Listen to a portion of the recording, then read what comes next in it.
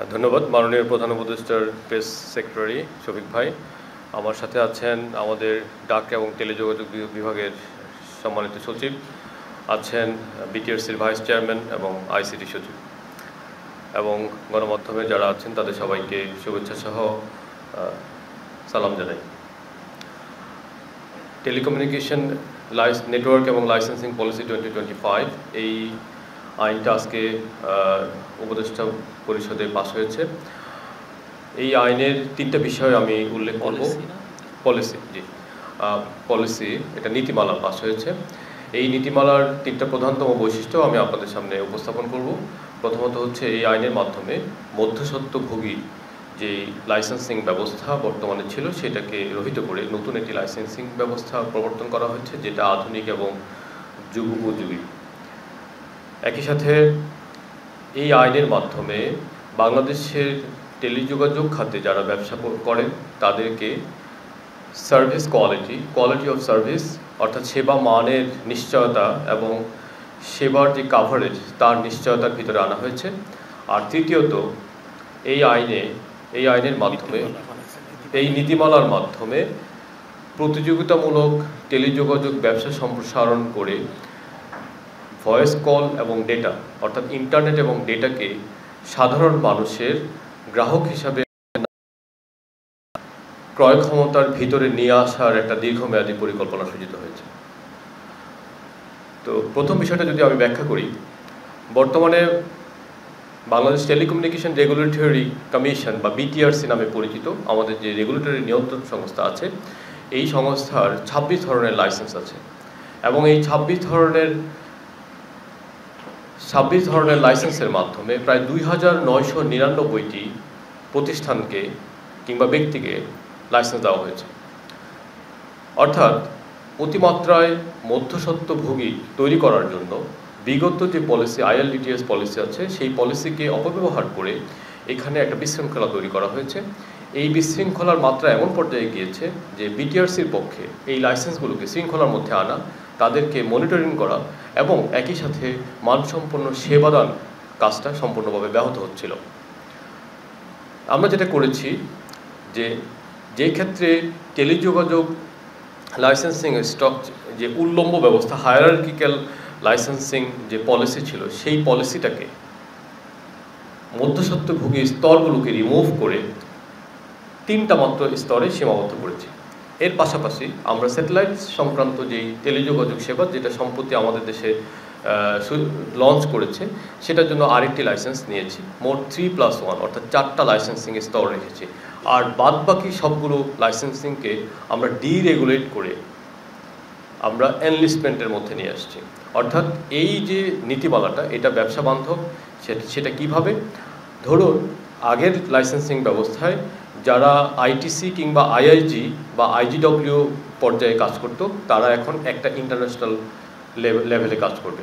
অর্থাৎ সেখানে যারা আইটিসি করতো তারা এখন আইআইজি করতে পারবে, আইআইজি যারা করতো তারা আইটিসি করতে পারবে, যারা আইজিডব্লিউ করতো তারাও এই সবগুলো সেবা দিতে পারবে। অর্থাৎ আমরা এই ক্যাটাগরিটাকে বড় করে সেখানে প্রতিযোগিতার একটা পরিবেশ তৈরি করেছি।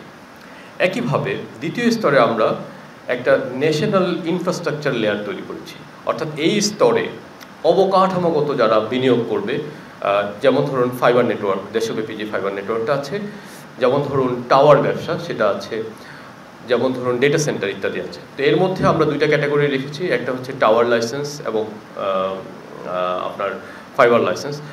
আগে যেটা ছিল, বর্তমান নীতিমালায় যারা এই মধ্যবর্তী স্তরে লাইসেন্স নেবেন তারা টাওয়ার কোম্পানিগুলো ফাইবার সম্প্রসারণ নেটওয়ার্ক করতে পারবে এবং ফাইবার নেটওয়ার্কগুলো টাওয়ার করতে পারবে। আর উভয়েই ডেটা সেন্টার এবং ক্লাউড বিজনেস করতে পারবে। ডেটা সেন্টার এবং ক্লাউড বিজনেসের জন্য আমাদের কোনো ধরনের লাইসেন্স লাগবে না। আমরা এটা ডিরেগুলেটেশনের মধ্যে রাখছি যাতে আমাদের ডিজিটাল ইকোনমির ভবিষ্যৎটা উন্মুক্ত হয়। তো তার মানে আমরা দেখতে পাচ্ছি আগামী দিনে ফাইবার অপটিক নেটওয়ার্ক এবং টাওয়ার বিজনেসে নতুন নতুন অপারেটর আসবে এবং এই খাতটাকে প্রতিযোগিতামূলক করবে। একইভাবে পুরনো পলিসিতে কিছু নতুন টেকনোলজিকে আনা যাচ্ছিল না। এই প্রযুক্তিগুলোকে আনব্লক করার চেষ্টা করা হয়েছে নতুন পলিসিতে। যেমন ধরুন MVNO, আপনারা যারা বিদেশে যান তারা দেখবেন যে কয়েক ডজন সেলুলার মোবাইল সেবাদাতা কোম্পানি থাকে, কিন্তু বাংলাদেশে মাত্র 4টি আছে। যেহেতু এমভিএনও আসেনি, সেজন্য সেলুলার সেবাদাতাদের মধ্যে প্রতিযোগিতা তৈরি হয়নি। আমরা এই প্রতিযোগিতার বিষয়টাকে অ্যাড্রেস করেছি এই নতুন পলিসির মাধ্যমে। একই সাথে private 5G, voice over wifi কিংবা ওয়াইফাই 6, ওয়াইফাই 7-এর মতো প্রযুক্তিগুলো এই লাইসেন্সের হাত ধরে আসতে পারবে। আমরা মনে করি যে নতুন 3টা স্তর, এই স্তরের মধ্যে আগের চেয়ে অনেক বেশি প্রতিযোগিতা হবে এবং এই প্রতিযোগিতার মাধ্যমে আমাদের গ্রাহকরা ভয়েস কল এবং ইন্টারনেট, মোবাইল ইন্টারনেট কিংবা ব্রডব্যান্ড ইন্টারনেটের প্রতিযোগিতার মাধ্যমে কম মূল্যে সেবা পাবেন।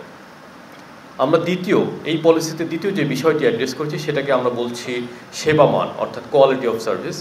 আমরা কিছুদিন আগে একটা নতুন কোয়ালিটি অফ সার্ভিসের নীতিমালা প্রকাশ করেছি, গাইডলাইন প্রকাশ করেছি। সেখানে অনেকগুলো কি পারফরমেন্স ইন্ডেক্স বা কেপিআই দিয়েছি।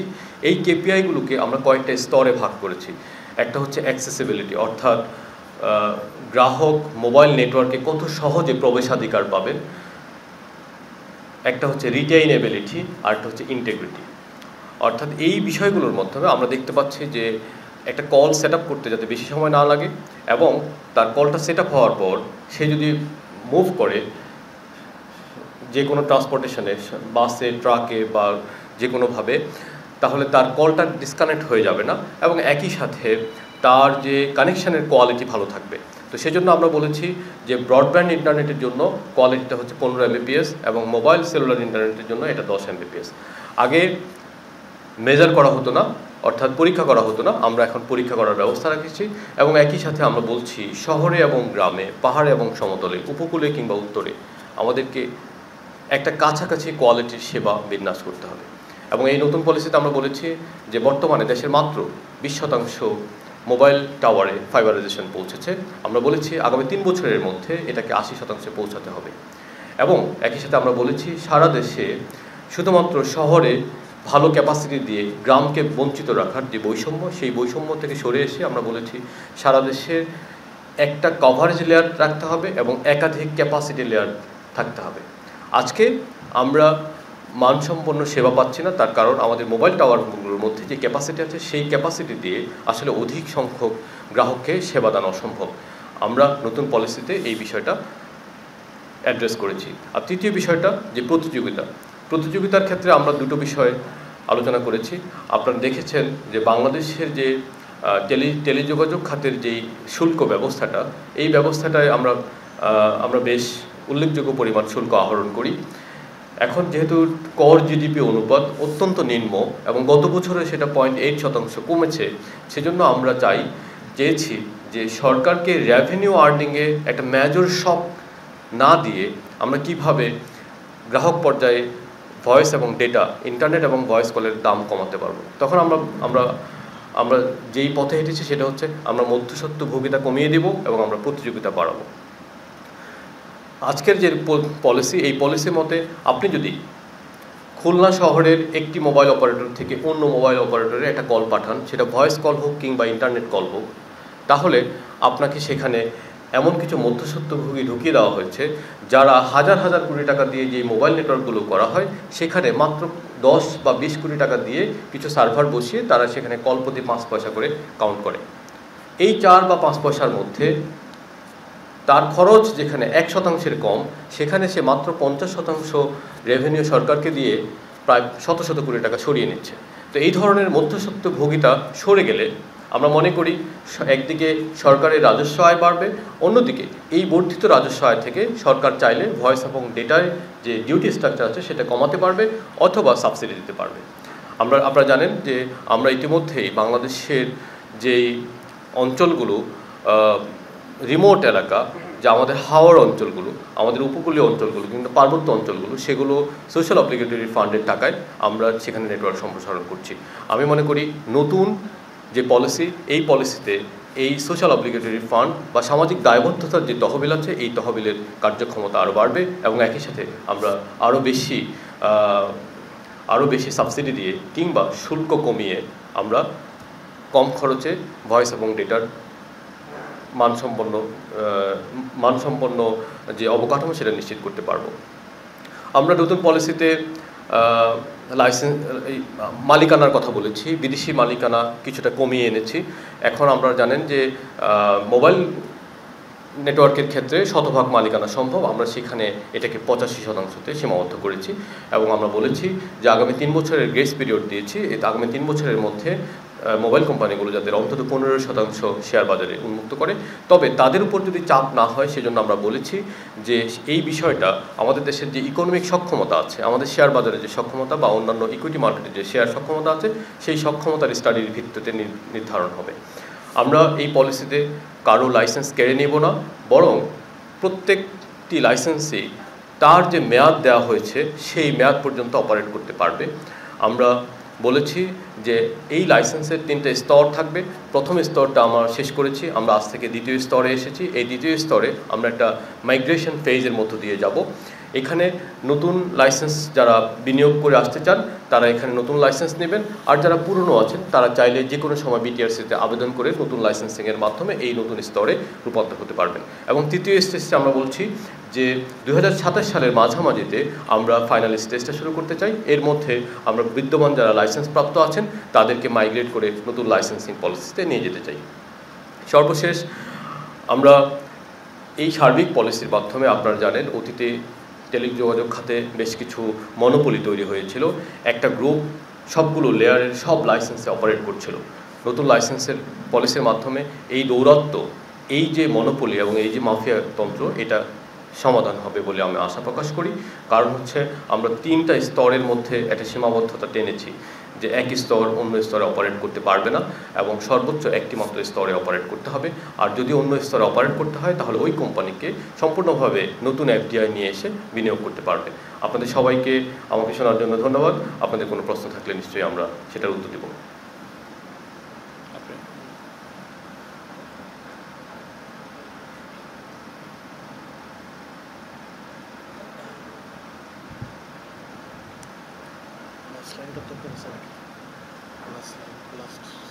আমার নাম মহিদুল হক, আমি নিউজে কাজ করি। আপনারা যে পলিসি পাস করেছেন সেই পলিসি নিয়ে কিছুদিন আগে একটি বড় রাজনৈতিক দল তারা কিছু আপত্তি করেছে। যে আপত্তি কয়েকটা বিষয় আমি আপনাদের দৃষ্টি আকর্ষণ করতে চাই, সেগুলো কীভাবে আপনারা অ্যাড্রেস করছেন। ডিরেগুলেশন ফ্রেমওয়ার্কের কথা আপনি বলেছেন। এই পলিটিক্যাল পার্টিটির আপত্তি ছিল যে ডিরেগুলেশন ফ্রেমওয়ার্কের কথা যেটা পলিসিতে বলা হয়েছে সেটা যদি ইমপ্লিমেন্ট করা হয় without a clear safeguard for the SMEs, তাহলে এই এসএমই অনেক ক্ষতিগ্রস্ত হবে, এসএমই যে সমস্ত প্রতিষ্ঠানগুলো আছে। আচ্ছা, তারা আরেকটা বলেছিল যে ফরেন ওনারশিপের কথা আপনি বলেছেন যে এখানে সংকুচিত করা হয়েছে। এটাকে তারা বলেছিল যে ফরেন ওনারশিপের ক্ষেত্রে যে নীতিমালায় যেটা বলা হয়েছে সেটাকে তারা এক ধরনের এমবিগিউটি করেছিল এবং বলেছিল এটা আমাদের ফরেন ইনভেস্টমেন্টকে দিতে হবে। এটা আপনারা কি বলেন? জি, ধন্যবাদ। প্রথমে যেটা বলেছেন, আসলে এসএমইর জন্য ডিরেগুলেশন মানে যৌক্তিক বিষয়, অর্থাৎ আমরা যত বেশি ডিরেগুলেশন করব এসএমইর জন্য তত বেশি সহায়ক হবে। আমরা এখানে যেটা করেছি যে এসএমই বান্ধব পলিসি করার জন্য আমরা বলেছি যে উপজেলা পর্যায়ে এবং জেলা পর্যায়ে যারা আইএসপি লেভেলে বিজনেস করতে চান আমরা তাদেরকে একটা লাইট রেগুলেশন এনেছি, অর্থাৎ লাইট একটা লাইসেন্স। তাদেরকে ন্যাশনাল পর্যায়ে যেই ফি এবং যেই শর্ত, এই শর্ত তাদের ক্ষেত্রে প্রয়োগ হবে না। অর্থাৎ এই নতুন পলিসি আগের চেয়ে অনেক বেশি এসএমই বান্ধব। আমরা আসলে এটাও চাইনি, আমরা চেয়েছিলাম যে সম্পূর্ণভাবে ডিরেগুলেট করে দিতে, যাতে করে আমাদের আঞ্চলিক যে উদ্যোক্তারা আছে তারা শুধুমাত্র একটা রেজিস্ট্রেশন করেই এই আইএসপি লাইসেন্সটা করতে পারবে। যেমন ধরুন লালমনিরহাটে বা কুড়িগ্রামের একটা খামারে 20,000 গরু আছে, উনি আইওটি দিয়ে ওনার গরুগুলোকে ট্র্যাক করতে চায়। আমরা চেয়েছিলাম তাকে আমরা একটা আইএসপি লাইসেন্স দিয়ে দিব, সে মানে ডিরেগুলেটেড লাইসেন্স দিয়ে দেবে শুধুমাত্র রেজিস্ট্রেশনের সাপেক্ষে। কিন্তু ওনাদের পক্ষ থেকে একটা আপত্তি এসেছিল, আপত্তির কারণে আমরা এটা পুরোপুরি ডিরেগুলেট করতে পারিনি। সেটা হচ্ছে ওনারা বলছেন ওনাদেরকে যদি বিটিআরসি থেকে কোনো ধরনের লাইসেন্স না দেওয়া হয় তাহলে ওনারা ব্যাংক ঋণ সহ বিভিন্ন ফাইন্যান্সিয়াল অ্যাক্সেস পেতে তাদের অসুবিধার সম্মুখীন হবে। তো সেই জন্য পরবর্তীতে আমরা আবার তাদেরকে লাইসেন্সের মধ্য দিয়ে নিয়ে এসেছি। আশা করি উত্তরটা পেয়েছেন। আর দ্বিতীয় যে বিষয়টা, বিদেশিদের যে বিনিয়োগের কথা বলেছেন সেটা কোনো ধরনের অ্যাম্বিগুইটি তৈরি হবে না। আমরা যদি ভারত বা পাকিস্তানে দেখি, আমরা তাদের সরকারি যে মোবাইল অপারেটরগুলো আছে সেখানে তারা লিডিং শেয়ার হোল্ডিং করছে, কিন্তু বাংলাদেশে বিভিন্ন কারণে আমাদের বিদেশিদের মালিকানা প্রায় শতভাগ রয়ে গেছে এখন একটা কোম্পানিতে। একটা কোম্পানিতে প্রায় 30%, একটা কোম্পানিতে 10% রয়ে গেছে। সুতরাং আমরা মনে করি যদি 15% বিদেশি মালিকানার শর্ত দেওয়া হয় তাহলে সেটা আসলে তাদের বর্তমান পজিশনের কাছাকাছি, আমরা জাস্ট তাদেরকে এনকারেজ করছি। তবে লাইসেন্স আমরা বলেছি যদি কোনো দেশের সাথে WTO কিংবা গ্যাস চুক্তির অনুকূলে কোনো দ্বিপাক্ষিক চুক্তি থেকে থাকে তাহলে আমরা সেই চুক্তিকে রেসপেক্ট করব, এবং একই সাথে আমরা শেয়ার হোল্ডিংটাকে গ্রেস পিরিয়ড দিয়ে আমরা বলেছি সেটা আমরা স্থানীয় ইকোনমির উপযোগিতার ভিত্তিতে আমরা এটা নির্ধারণ করব। ধন্যবাদ।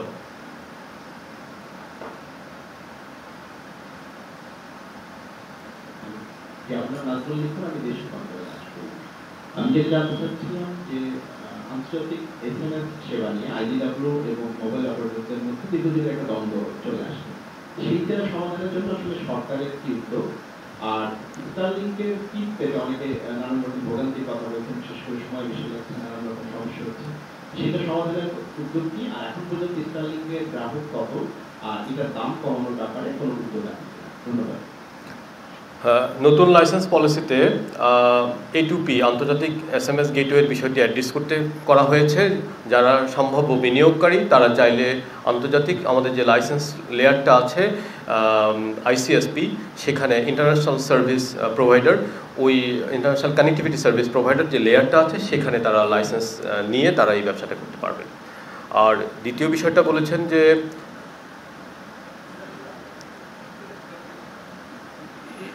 স্টারলিংকের বিষয়ে HS কোড সংক্রান্ত একটা জটিলতা ছিল, সেটা আমরা সমাধান করেছি। আমি আশা করি আপনি যে বিষয়টা বলেছেন সেটা অলরেডি সমাধান হয়ে গেছে। আর কতগুলো বিক্রি হয়েছে এটা আসলে আমরা জানি না, স্টারলিং জানে, এটা একটা ব্যবসায়িক উত্তর তাদের কাছে জিজ্ঞেস করতে হবে। আর দাম কমানোর ব্যাপারে আমরা আসলে যেহেতু এটা বেসরকারি খাত সেজন্য আমরা তাদেরকে একটা প্রাইস প্ল্যান তাদেরকে দিয়েছি যেটা অর্থ মন্ত্রণালয় অনুমোদন করেছে। আর এর বাইরে আমরা তাদের সাথে বাণিজ্যিকভাবে কোনো ধরনের প্রাইস নেগোসিয়েশন করছি না। তবে আমরা যেটা করছি আমাদের দেশের দুর্গম অঞ্চলে শিক্ষা প্রতিষ্ঠানে কিভাবে স্টারলিংকের স্যাটেলাইট ইন্টারনেট সেবা পৌঁছে দেওয়া যায়, যেমন পার্বত্য চট্টগ্রাম নিয়ে আমরা আলাদাভাবে আলোচনা করছি। ধন্যবাদ। আমি কাজ করি এখন টেলিভিশনে। আমি একটা বিষয়ে জানতে চাচ্ছি, সেটা হচ্ছে যে আমরা আজকে বিভিন্ন গণমাধ্যমে দেখেছি যে আগামী সরকারের মন্ত্রীদের জন্য অর্ধ শতাধিকেরও বেশি গাড়ি কেনা হচ্ছে, যার মূল্য 100 কোটি টাকারও বেশি। আমার প্রশ্ন এটা কমেন্ট কোশ্চেনগুলো হোক, তারপরে এই কোশ্চেনগুলো দেখব।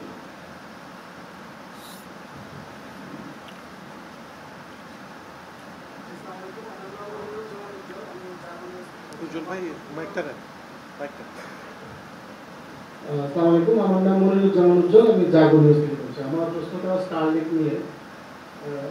গতবার যখন আপনি স্টারলিংক নিয়ে কথা বলছিলেন তখন বলেছিলেন যে মূলত ব্যবসায়িক বাণিজ্য প্রতিষ্ঠান, এনজিও, ফ্রিল্যান্সার, উদ্যোক্তাদের জন্য এটা উপযুক্ত হবে। আসলে আমার প্রশ্ন হচ্ছে যে এই পর্যন্ত আপনি যে আশাটা করেছিলেন তৃণমূল পর্যায় পর্যন্ত সেটা পৌঁছে যাবে বা তারা ব্যবসায়ী উদ্যোক্তারা নতুন করে একটা সম্ভাবনাময় জায়গা দেখতে পাবে, কতটুকু সুযোগ সৃষ্টি হয়েছে? আপনি বলছেন যে স্টারলিংকের নিজস্ব ব্যাপার আপনারা কত হয়েছে সেটা জানছেন না। আসলে এটা কি এইরকম ভাবেই থাকবে না? কখনো আমরা জানতে পারবো যে আসলে প্রকৃত পরিস্থিতি কি? আপনারা গণমাধ্যম কর্মীরা নিশ্চয়ই জানতে পারবেন যে প্রকৃত পরিস্থিতি কি। তবে আমরা একটা লোকেশন ডিস্ট্রিবিউশন পাই জেলাভিত্তিক, ঠিক আছে? সেখানে দেখা যাচ্ছে যে বাংলাদেশের সব জেলা থেকেই স্টারলিংকের জন্য আবেদন আসছে। সুতরাং এটা পুরো দেশেই এটা সমভাবে আবেদন করছে। ডেফিনেটলি মেট্রোপলিটন এলাকায় কিছুটা বেশি। আমরা পার্বত্য চট্টগ্রাম সহ সিলেট, রাজশাহী, খুলনা সব বিভাগেই আমরা দেখেছি যে মানুষ এটা কিনছে। আর উদ্যোক্তা বিষয়ক যে বিষয়টা সেটা অবশ্যই সত্য কথা বলেছেন যে স্টারলিংক একই সাথে আমাদের যে বৃহৎ ব্যবসায়ী, ক্ষুদ্র ব্যবসায়ী এবং একই সাথে SME যারা আছে, যারা কোলোকেশন ফ্যাসিলিটি নিয়ে 8-10 বন্ধুবান্ধব বা ছোটো ছোটো উদ্যোক্তা এক জায়গায় কাজ করে, তারা এই ধরনের একটা ডিশ নিয়ে তারা নিজেদের মধ্যে ইন্টারনেটটা শেয়ার করতে পারে। এবং এই ধরনের ঘটনা অলরেডি আমরা গণমাধ্যমেও দেখেছি যে এই ধরনের যে উদ্যোক্তা বান্ধব যে এই ডিপ্লয়মেন্ট এটা হয়েছে। জি, আসসালামু আলাইকুম। আমি রাজু আহমেদ, বার্তা 24 কাজ করি। আপনারা উদ্যোক্তা এবং বিনিয়োগকারীদের বিষয়ে বেশ কনসার্ন। বাংলাদেশে কয়েক কোটি মোবাইল ব্যবহারকারীর যে দাবি ছিল মিনিট এবং ডাটার যে মেয়াদ বিলম্বিত যে দাবি, সেই বিষয়ে আসলে সরকার কি ভাবছে? একই সঙ্গে টেলিটকের উন্নয়নে সরকারকে আদৌ কোনো কাজ করছে কিনা? Thank you. জি, থ্যাংক ইউ। আসলে প্রাইস প্ল্যানটা টেলিকম পলিসির অন্তর্ভুক্ত না। Price plan BTRC regularly revisit করে। আমরা যতটা জানি বিটিআরসি এই মুহূর্তে নতুন প্রাইস প্ল্যান নিয়ে কাজ করছে এবং সেটা দ্রুতই চলে আসবে। আর টেলিটকের বিষয়ে নিশ্চয়ই আমাদের সুনির্দিষ্ট প্ল্যান আছে। আমরা টেলিটকের নেটওয়ার্ক সম্প্রসারণে যাচ্ছি। ধন্যবাদ। আসসালামু আলাইকুম। আমার নাম মোস্তফা মল্লিক, আমি চ্যানেলে আছি। আসলে এটা এমন একটা সূক্ষ্ম বিষয় যে অনেক বিশেষজ্ঞদেরই বুঝতে আসলে সমস্যা হয়, সেক্ষেত্রে সাধারণ মানুষদের তো আরো প্রবলেম। তো ধন্যবাদ, এরকম একটা নীতিমালা এসছে। আমার প্রশ্নটা খুবই সহজ, সেটা হচ্ছে যে বারবার আমরা মনোপুরির কথা বলছি, সাধারণ মানুষজন আসলে এই মনোপুরিটা বোঝে না। আগের নীতিমালায় কিভাবে মনোপুরিটা করতে এবং এখন এটা থেকে আমরা কিভাবে রক্ষা পাবো, এটা যদি একটু সিনোপসিস মানে খুব সংক্ষিপ্ত আকারে বলতে। জি, ধন্যবাদ। খুব সুন্দর প্রশ্ন করেছেন। এখানে আগে একটা ভয়েস কল করার জন্য অন্তত 6টা থেকে 7টা, কোথাও 7টা স্তর ভেদ করে যেতে হতো। তো এখন আমরা বলছি যে নতুন কাঠামোতে আমার 3টা স্তর আছে, তো সুতরাং সেখান থেকে 2টা স্তর চলে যাবে। ওই 2টা স্তর যেই রেভিনিউটা কালেক্ট করতো, যেই টোলটা কালেক্ট করতো, সেই টোলটা এখন থাকবে না। সুতরাং আমরা মনে করছি এই টোলটা হয় আমরা সরকারকে দিতে পারবো, অথবা সরকার চাইলে এটা ডিসকাউন্ট হিসাবে দিতে পারবে গ্রাহকদেরকে। সেভাবে আমরা গ্রাহক সেবার মানে দামটা কমিয়ে আনতে পারবো। আরেকটা হচ্ছে, যেহেতু আগে 6টা স্তর থাকতো বা 7টা স্তর থাকতো ভয়েস এবং ডেটা উভয় কলে, তাহলে ওখানকার যে ব্যবসায়ীরা এখন অনেক বড় একটা পরিসরে ব্যবসা করতে পারবে। যেমন ফাইবার টাওয়ার করতে পারবে, টাওয়ার কোম্পানি ফাইবার করতে পারবে। এখানে ব্যবসায়ীদের টোটাল অপারেটরের সংখ্যা বেড়ে যাবে 2টা ক্ষেত্রেই। তাহলে সেখানে একটা প্রতিযোগিতা তৈরি হবে, প্রতিযোগিতার কারণে আমাদের দামটা কমে আসবে। আর রেগুলেশন একটু কঠিন ছিল বিটিআরসির জন্য, কারণ আপনি যদি 7টা লেয়ারে করেন এনলিস্টমেন্ট এবং অন্যান্য লাইট লাইসেন্স সহ, যদি 26টা লেয়ারে, তখন আপনার সক্ষমতা, যন্ত্রপাতি, ল্যাব সব কিছুর উপর একটা চাপ পড়ে। তো সেই চাপটা থেকে বিটিআরসি সরে আসতে পারবে আর কি। এখন আমরা এই পলিসিতে আমরা বলছি যে বিটিআরসির জন্য আমরা নতুন ধরনের কারিগরি সক্ষমতা কিভাবে তৈরি করা যায়, মানে নেটওয়ার্ক মনিটরিং ফ্যাসিলিটি কিভাবে তৈরি করা যায়, বা বেঞ্চমার্কের জন্য দরকারি যন্ত্রপাতি কিভাবে করা যায়, সেগুলো আমরা কিনবো। তো তাহলে যেটা হবে, এই পলিসি প্লাস আমাদের যে সেবা মান সংক্রান্ত যে আমরা নীতিমালাটা করেছি, সেটা যোগসাজশে আমি মনে করি যে নতুন নীতিমালার মাধ্যমে গ্রাহকটা কম দামে ভালো মানের সেবা পাবে। ধন্যবাদ।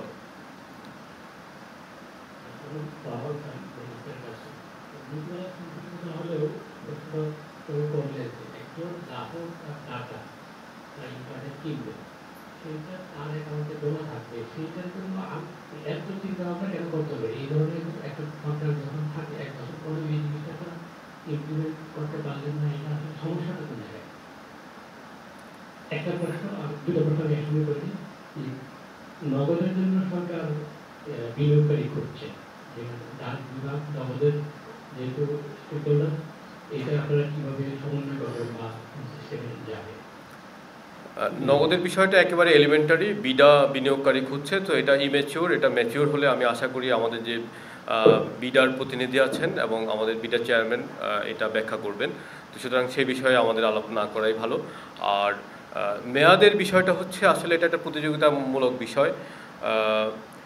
আমরা মার্কেটকে পুরোপুরি ডিকটেট করতে পারি না, এটা একটা মুক্তবাজার অর্থনীতি। বিটিআরসি থেকে একটা গাইডলাইন দিয়ে দেওয়া হয়, প্রাইস প্ল্যান দিয়ে দেওয়া হয়। ওই প্রাইস প্ল্যানের অনুসারে অপারেটররা নিজেদের মতো করে প্রাইস প্ল্যান ঠিক করে। তা আমরা একটা নতুন প্রাইস প্ল্যান নিয়ে আসছি, সেখানে নিশ্চয়ই এই বিষয়গুলো কোনটা কিভাবে অ্যাড্রেস বিষয় নিয়ে। তারপরেও দিন শেষে ডেটা বিক্রি, ডেটার মেয়াদ বিক্রি, এটা একটা প্রতিযোগিতামূলক বাজার। এখানে সরকারের নিয়ন্ত্রণ কিংবা সরকারের ইন্টারভেনশন মার্কেট কিভাবে নেবে, সেটার একাডেমিক স্টাডি হওয়া চাই। ধন্যবাদ।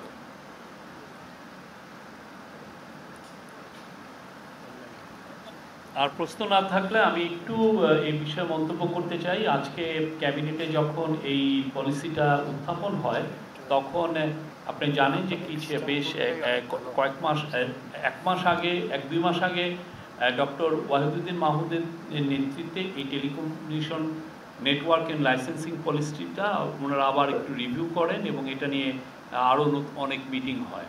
তো উনি একটা বক্তব্য রেখেছিলেন, ওনার বক্তব্যর সারাংশটুকু আমি বলি। উনি বলেছিলেন যে এই পলিসির ফলে আমাদের যারা সাধারণ ইউজার আমাদের বাংলাদেশে ধরেন এখন সবাই ইন্টারনেট এবং মোবাইল ফোন ইউজ করেন, আমি বলবো যে 16-17-18 কোটি লোকই ইউজ করেন। উনি বলেছেন এর ফলে ইন্টারনেট এবং মোবাইল ফোন সুলভ মূল্যে, মানে এই দুই সেবা সবাই সুলভ মূল্যে পাবেন, এটা একটা নিশ্চিত হবে। আর উনি বলেছেন যে এর ফলে যেটা হয় যে আগে যে লাইসেন্সিংয়ে যে 26 রকমের লাইসেন্সিং টাইপের কারণে যেটা হয়েছিল ওইটা আসলে একটা রেঞ্জ সিকিং এবং একটা মধ্যস্বত্ব ভোগীর একটা ক্লাস তৈরি করেছিল, যারা আসলে এই পুরো একটা মাফিয়া তন্ত্রের মতো করে তারা এই জায়গা থেকে শোষণ করতো বা এই পুরো মানে, এবং এটার কস্টটা যে পড়তো আমার আপনার উপরে, যেই কস্টটা আমি আপনি বেয়ার করতাম এবং এই টাকাটা যেত আপনি জানেন শেখ হাসিনার ক্রনিদের কাছে। তো উনি বলছেন যে এর ফলে মিডিল ম্যান কেউ থাকবেন না এখানে। মিডিল ম্যানের যে জিনিসটা মানে কম্পিটিটিভ অ্যাটমসফিয়ারটা বেটার হবে, হওয়ার ফলে যেটা মিডিল ম্যান কেউ থাকবে এবং রেঞ্জ সিকিংটাও থাকবে না। উনি বলেছেন এতে এর ফলে যেটা হবে টেলিকমে ওভারঅল মানে ইনভেস্টমেন্টের খরচ কমবে, বিনিয়োগ প্রচুর বাড়বে এবং গেটওয়ের উপরে, আগে জানেন যে গেটওয়ের উপর মাফিয়াদের একটা অলিখিত নিয়ন্ত্রণ ছিল, সেটা পুরোপুরি চলে যাবে, অ্যাবলিশ হবে।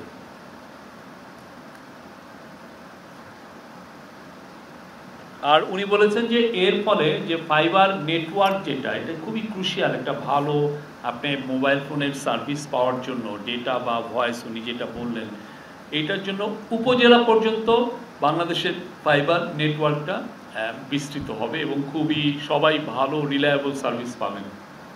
এই ছিল ওনার। আর উনি বলেছেন যে এটা নিয়ে উনি বড় বড় যারা বাংলাদেশের কোম্পানিগুলো আছেন সবার সাথে কনসাল্ট করেছেন, সবাই এটাকে অ্যাপ্রিসিয়েট করেছেন এবং ওনারা এক বাক্যে বলেছেন এটা খুবই ফরওয়ার্ড লুকিং টেলিকম পলিসি হয়েছে। Thank you. আমি একটা বিষয় শেয়ার করতে চাই, সেটা হচ্ছে যে এই পলিসিটা উপদেষ্টা পরিষদে 2 মাস আগে উঠেছিল। তো তারপরে উপদেষ্টা পরিষদের মাননীয় সদস্যবৃন্দ অনেক প্রশ্ন করেছেন, সেই প্রশ্নের সাপেক্ষে মাননীয় প্রধান উপদেষ্টা একটা কমিটি করে দিয়েছেন। সেই কমিটি আবার সবার কথা শুনেছে। বিভিন্ন অপারেটররা যারা এনটিটিএন পর্যায়ে আছেন, আইআইজি কিংবা আইসিএক্স থেকে শুরু করে মোবাইল অপারেটর যারা আছেন, তারা ওয়াহিদুদ্দিন মাহমুদ স্যারকে ফর্মালি চিঠি দিয়েছেন। জিএসএমএ থেকে ফর্মালি স্যারের কাছে চিঠি দিয়েছে। আমরা স্যার তাদের সাথে বসেছেন, কমিটির মিটিংও হয়েছে। সেই সাপেক্ষে সেখানে যে রেজলিউশনগুলো আছে সেই রেজলিউশনগুলো আমরা উপস্থাপন করেছি। আমরা একটা ফাইন্যান্সিয়াল অ্যানালাইসিস ও প্রতিবেদন দাখিল করেছি ক্যাবিনেটে এবং একই সাথে আমরা এই সব কনসালটেশনের পরে আমরা আগের যে পলিসি যেটা আমরা উঠিয়েছিলাম, যেটা ড্রাফট উঠিয়েছিলাম, সেটার উপরে আমরা 10 ধরনের পরিবর্তন এনেছি। এই পরিবর্তনগুলো আমরা উপদেষ্টা পরিষদে উঠিয়েছি। তো সেখানে প্রধানতম বিষয়টা হচ্ছে বিদেশি মালিকানার শেয়ারিংয়ের ক্ষেত্রে বাজার ব্যবস্থাপনার উপর একটা স্টাডির বিষয় আসছে, যেখানে সেখানে গ্রেস পিরিয়ড ছিল 2 বছরের, সেটাকে 3 বছর করা হয়েছে। ফাইবারাইজেশনের টার্গেটটাকে 2 বছর থেকে 3 বছরে নেওয়া হয়েছে 80%, এবং এই যে কন্টিনিউয়াস লেয়ারের যে বিষয়টা আছে, কাভারেজ লেয়ার এবং ক্যাপাসিটি লেয়ার, সেটাও 2 বছর থেকে 3 বছরে করা হয়েছে। এবং একই সাথে এখানে এসএমইদের জন্য একটা নতুন সেকশন করা হয়েছে যাতে আইনটা এসএমই বান্ধব হয়।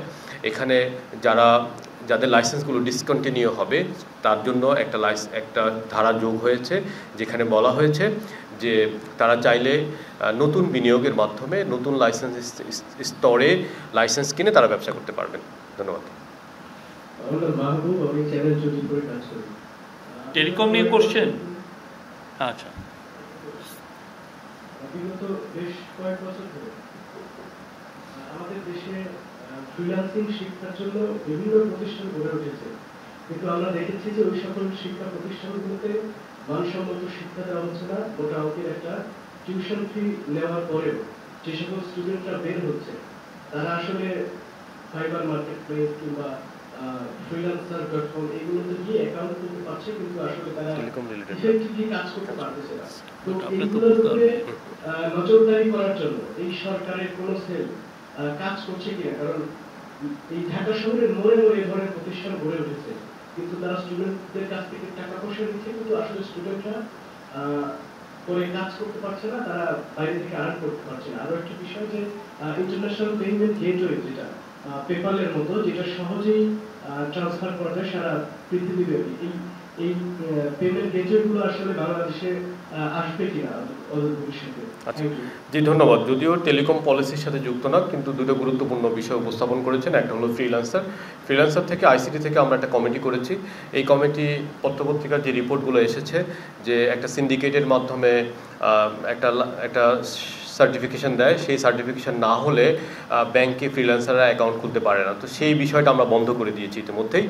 বন্ধ করে আমরা একটা ডিজিটাল রেজিস্ট্রেশন, অনলাইন রেজিস্ট্রেশন করছি, যেই রেজিস্ট্রেশনের সাপেক্ষে ব্যাংকগুলো আমাদের ফ্রিল্যান্সারদেরকে আপনার ব্যাংক অ্যাকাউন্ট খোলার পারমিশন দিবে। তো এই বিষয়টা আমরা দ্রুতই আপনাদেরকে সুখবর দিতে পারবো বলে আমি বিশ্বাস করি। ইতিমধ্যে আগের যে কোম্পানিটার বিরুদ্ধে অনেক অভিযোগ ছিল, তারা যে অতিরিক্ত টাকা নিত বা ঘুরাতো, সেই কোম্পানিটার সাথে আমরা চুক্তি বাতিল করেছি। ইতিমধ্যে আমরা একটা কনসালটেশন করেছি, আর হচ্ছে বাক্যর সাথে, বাক্য কিছু বাংলাদেশ কল সেন্টার অ্যাসোসিয়েশন, বাক্য কিছু ফ্রিল্যান্সার লিডারদেরকে নিয়ে আসছিল। তো আমরা আরেকটা কনসালটেশন করতে চাই, যেখানে নেতৃত্ব দিবে আমাদের শহীদ মুগ্ধের ভাই স্নিগ্ধ, উনি একজন বাংলাদেশের শীর্ষস্থানীয় একজন ফ্রিল্যান্সার। ওনাকে নিয়ে আমরা আরেকটা কনসালটেশনে যাব। তারপরে আমরা এই বিষয়টা কিভাবে সামনে এগিয়ে নিতে হবে সেটার উপর আমরা সিদ্ধান্ত নিব। এটার উপরে আমরা একটা পলিসি প্রণয়ন করব। আর দ্বিতীয় যে বিষয়টা সেটা আমরা যেটা ভাবছি যে দেশের এডটেক অনেকগুলো কোম্পানি আছে এবং ফ্রিল্যান্সার আছে। আমরা বিটিআরসির মাধ্যমে এরকম একটা ন্যারেটিভ উঠানোর চেষ্টা করছি, যাতে এই দুইটা সেক্টরে ব্রডব্যান্ড এবং মোবাইল ইন্টারনেট সেবা প্রদানকারীরা কিছুটা ডিসকাউন্টেড রেট অফার করেন। এটা নিয়ে আমরা ভাবছি, যাতে আমাদের মোবাইল ইন্টারনেটটা স্কুল এবং লার্নিং ফ্রেন্ডলি বা ফ্রিল্যান্সার ফ্রেন্ডলি হন। তো এটা আমরা ভাবছি, এটা নিয়ে আমরা কাজ করবো ইনশাল্লাহ। আর তৃতীয় বিষয়টা কি বলেছেন যে পেইপাল, ফ্রিল্যান্সারদের অন্যতম গুরুত্বপূর্ণ দাবি হচ্ছে পেইপাল আর স্ট্রাইপ। আমরা পেইপালের সাথে যোগাযোগ করেছি, তাদেরকে একাধিক মেইল করেছি, তাদের কাছ থেকেও কিছু উত্তর পেয়েছি। আর পার্সোনালি আমি স্ট্রাইপের ভাইস প্রেসিডেন্টের সাথে মিট করেছি, তারা আমাদেরকে উত্তর দিয়েছেন। সেই উত্তরটা আমরা রিকনসিডার করার জন্য তাদেরকে আবেদন করেছি। তো এই আলোচনা পর্যায়ে আছে। আপনারা বুঝতেই পারছেন যে আমরা আশা করি, যেহেতু স্টারলিং বাংলাদেশে এসেছে, সেটার হাত ধরে গ্লোবাল এবং ভবিষ্যতে আমরা পেইপাল এবং স্ট্রাইপের মতো যারা ফ্রিল্যান্সার বান্ধব পেমেন্ট ইনফ্রাস্ট্রাকচার এবং গেটওয়ে, তাদেরকে নিয়ে আসতে পারবো। আপাতত আমরা খুব বেশি সুসংবাদ দিতে পারছি না, কিন্তু আমরা কাজ করে যাচ্ছি। ধন্যবাদ।